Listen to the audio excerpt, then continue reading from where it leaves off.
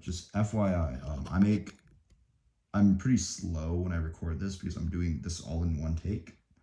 I don't know. That's kind of how I want to do things around here. I just kind of, I don't know. And also because I don't want to be in analysis paralysis or whatever you call it. I don't want to um, uh, spend too much time worrying about what I'm gonna edit or whatever, because I'm doing everything scriptless. And I think doing that is kind of authentic as well, because it's gonna, I don't know, it feels more genuine. Because if I'm gonna look back, then you know, and also it's just easier to do. So that's, yeah. I stutter a lot here. I do think I know the concepts though, but yeah, just a heads up. Um, I don't know.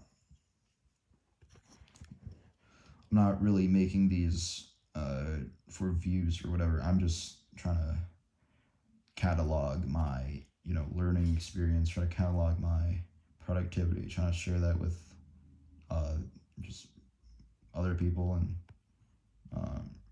hopefully, I don't know, I don't know. I don't know. I'm also doing this just because I want to look back in the future. I want to like have a record, like a time capsule almost of what I did. So that's that. So this is gonna be split into two parts because I was gonna do all of it in one take, but there's a couple more pages, and I don't know. If I do it all in one take, then the video is gonna be probably 30 minutes long, 30, 40. So I'm just gonna um, leave it as is, I'm just gonna uh, use two videos. All right, so it's been. Oh no, I ripped the page a little bit. Okay, so it's been I don't know, a couple days since my last one. This wasn't written all in one day. I think this was written in 3 separate days. Yeah, gonna go through pretty much each of these problems. We're almost there, and then this, and boom. Yeah. So yeah, that's what I've been up to. Cover topics such as well, a little bit of a lot of things, but some angular motion, friction, angular, what was it, centripetal acceleration, I think. That was the last page, and parabolic motion. Went over some old F equals ma problems, and the new one and the first problem on this year's test. So here, this one. An object moves in. And by the way, I would the actual questions I kind of like when I'm writing them down on the paper, I kind of like save space, or kind of condense the language down. So there's this. Object moves in 2D according to this function, I hat, j hat. So I hat and j hat, this is like x, this is y. R is in meters and T is in seconds. All right. When does the object cross the x-axis? Well, this or the x-axis is when is right here. That's when y is equal to 0. So we want to set this equal to 0 because that's the part of the function that determines its y position based on time. So when this is equal to 0, then that's when it crosses the x-axis, because that's independent from the this other part, which determines its x-coordinate. So 2d minus 5 equals 0. Well, t equals 5 over 2. So right there, that's the answer. So these problems are actually pretty simple because these are very old. Like 2007, that's the year that I was born. So what, like 16 years ago, 17 years ago? So yeah.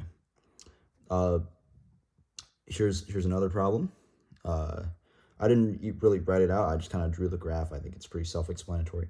What is the acceleration at time equals 90 seconds. So time equals 90 seconds, we draw like a bit of a, well, this is velocity over time, so the derivative velocity is acceleration, so we can, find the derivative right here. So as you can see there, you can use like these two points, but I choose to use these 2 points just because I feel like this is, it's easier to look at.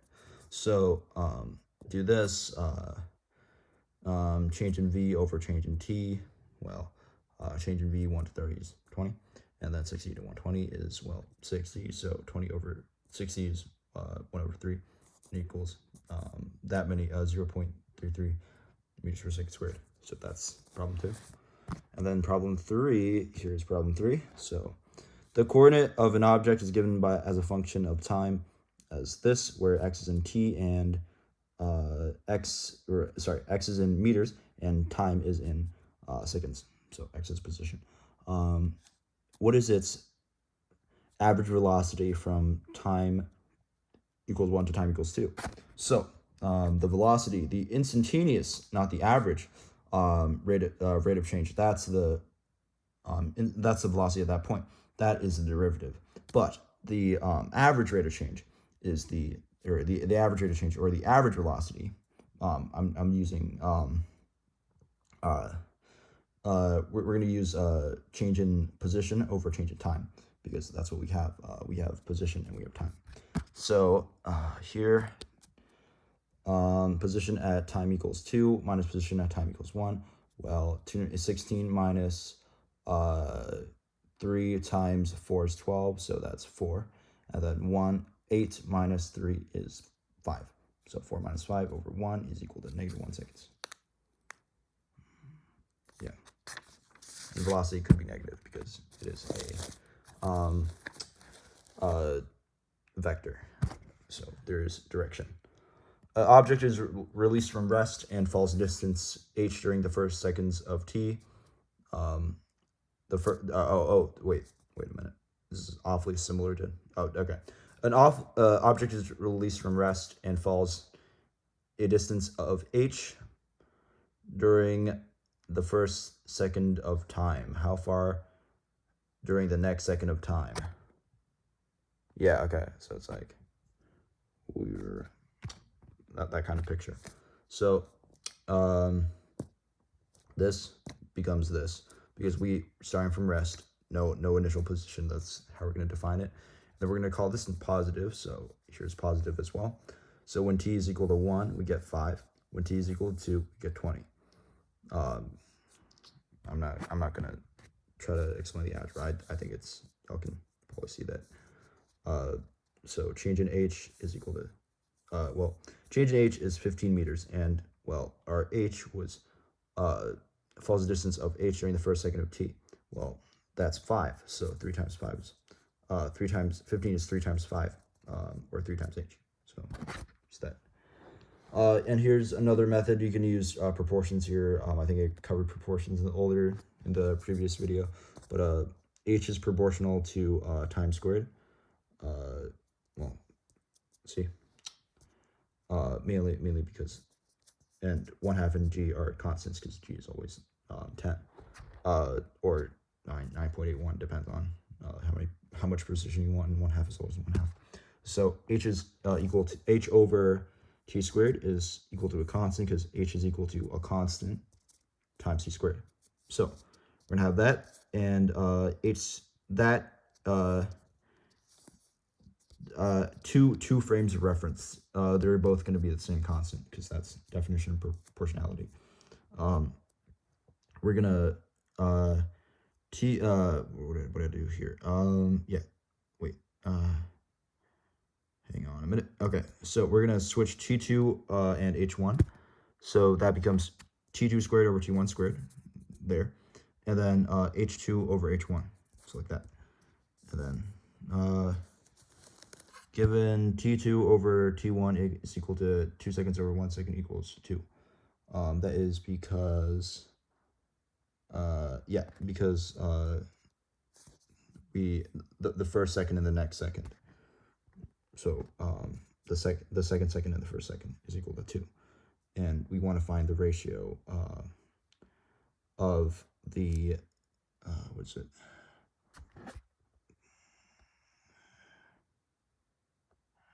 Yeah, the height at time equals 2. Yeah, how far will it okay, I should have written travel there, but how far will it travel during the next second of t? So at t equals 2, what is the h, right? So those are the things that we need to find, and then we can find the ratio, and then we can subtract them. So h2 over h1, which is h, is equal to 4. So that means yeah, that means what is this? H2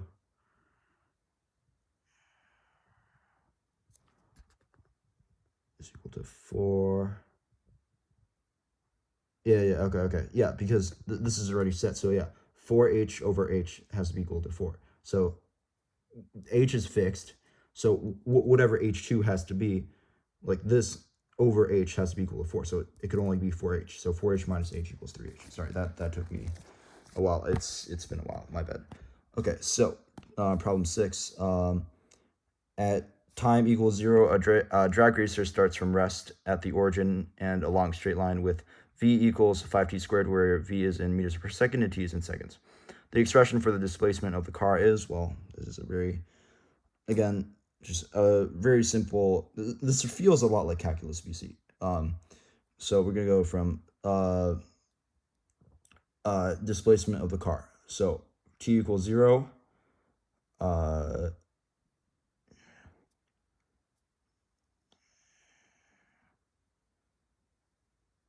yeah, so 0 to time t, which is unknown right now. So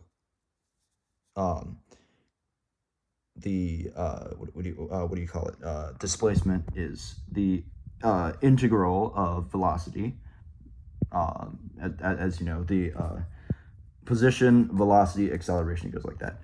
So integral of velocity, that's, or okay, another way to think about it is distance equals rate times time, and this is your the y is your rate, and then this is your time, so it's like the area under that is going to be your distance. So like that's another way to think about that. So you have this equals, well, we're gonna solve, we're gonna just integrate this power rule, very simple, is equal to this, and then you're supposed to use a dummy variable when you're substituting it back in here, but I just choose not to do that because I don't know, I don't want the notation to be too messy. So that minus that, which is 0, because 0, you know, so it's just that, and that's your answer. That's the expression. All right. Okay. So problem 7. There's chemical energy, and it's converted to kinetic energy, which increases the speed of a car from 0 to 2, and then from 2 to 4. Ignore thermal energy lost through friction, when, you know, tires rubbing on the floor, and then air resistance. Yeah. So we're just gonna be focusing on the kinetic energy. So we're gonna assume there's no potential energy here because the car is on the ground, and that would be mgh. So there's no, h is equal to 0. So from here to here, we're gonna define that as what is it? Energy from 2 to 4 over 0 to 2. From 0 to 2, we're gonna define that as kinetic energy as K2. Okay. So now the kinetic energy here is 0. Okay. And then here the kinetic energy is, we're going to define that K2 is equal to 1/2 mv squared. So this is v, or I guess s, well, or whatever, and then squared. So you know, that's 1/2 m, and then 4 miles per hour squared. So here we're gonna do a clever algebra trick here. Okay, algebra. Okay, so here we're gonna, so that equal to 2 times 2 is equal to 4, and then we're gonna square that, but bring because a times b parentheses squared is the same as a squared times b squared. So we're gonna bring that out, and then now we can see that this is the same as this. So K4, the amount of kinetic energy at 4 is equal to 4 times K2. So this is K2, and so now we kind of have we can set up a proportion here. So from 2 to 4 is K2 minus, or 4K2 minus K2, because there was already energy here, so I want to see the change of energy there is 3K2, and then from 0 to 2 is K2. So 3K2 over K2 is gonna be 3. So that's how you do that problem. There's another way to do that as well, but that, again, we're gonna use proportionality. So K equals m1/2 mv squared. M and v are a constant because the mass does not change as a car moves. That would be absolutely absurd. That would be absolutely absurd. So K is proportional to v squared. Yeah. Okay. That means K4 over K2. We're gonna I'm just gonna apply the formula that I showed. I think where is it? I don't know if I can find it. The one here. Okay. So K4 over K2 is equal to V4 over V2.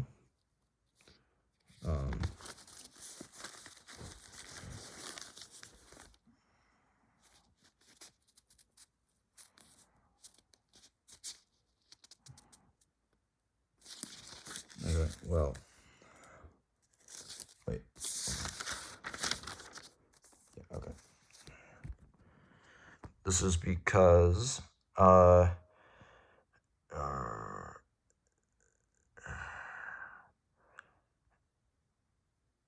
okay.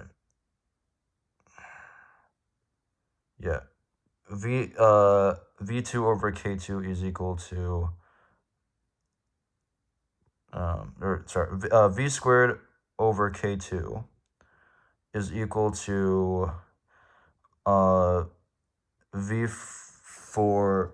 squared over K2 is equal to V4 squared over K4, and then you can rearrange that because it's proportional, because V2 squared, because K is equal to because K is K equals C times that. So this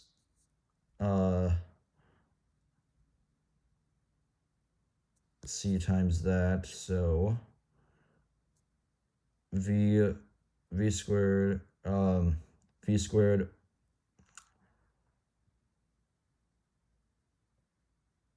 V squared over K is equal to 1 over C, which is still a constant. So yeah, that's why this works. Okay, sorry about that.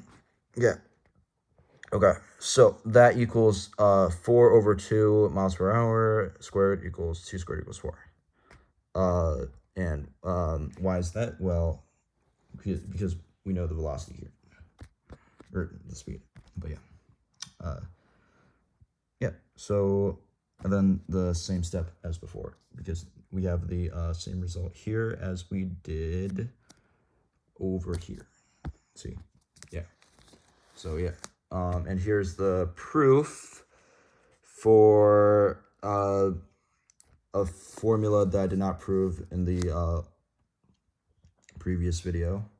Although this one, I'm gonna, also I made a error in the previous video, but this one, the proof. So this is actually very simple because we can use the formulas that we already know, right? And we want to eliminate t. And we can do that using substitution. So t equals v minus v naught over a. So from this one. And then we substitute that into the first equation. So there, and then this thing squared over a squared, but that cancels with a, so just a on the bottom. And then plus that doesn't change. And then so we're gonna times both sides by 2a. So this times 2 cancels out, times a cancels out, so we got that. And times a cancels out, but times 2 we get 2 of that. Expand, so v squared minus 2v v naught plus v naught squared plus 2v v naught minus 2v naught squared. So this and this, they end up canceling out. And then v naught minus 2v naught is equal to negative v naught squared. So v squared equals that, and that's we use this when t is unknown, and that's the proof. Okay.